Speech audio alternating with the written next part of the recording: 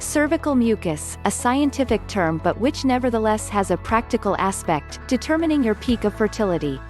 Knowing its different aspects is indeed a plus when you want to start a pregnancy. Cervical mucus, what is it? What's the point?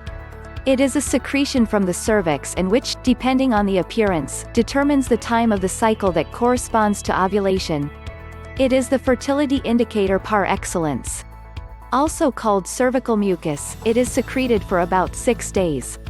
It takes on the appearance of a viscous material that changes appearance according to the stages of the menstrual cycle. If she is a good point of reference for having a child, she also has a protective role. It is located at the door of the cervix and therefore serves to prevent bacteria and germs from entering the cervix. It also helps to sort out good and bad sperm. Are you used to white discharge? These correspond to the famous cervical mucus.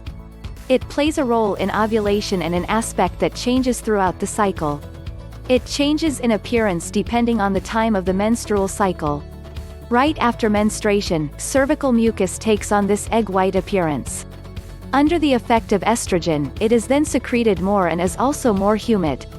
Its pH increases in such a way as to promote the passage of spermatozoa which do not support contact with the acid medium. The mucus also nourishes the sperm by providing them with the nutrients necessary for their survival. At the time of ovulation, the cervical mucus becomes wetter, even watery. It is transparent. The mucus will then thicken and will therefore no longer be conducive to fertility.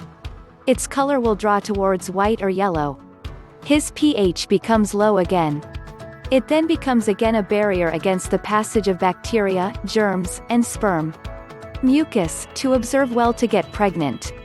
Spotting the different aspects of cervical mucus is often sometimes better than buying an ovulation test. A small test is enough to determine the exact and ideal time of your fertility. You take a little between your thumb and forefinger and try to stretch it. If it stretches without breaking, then that indicates you have to go.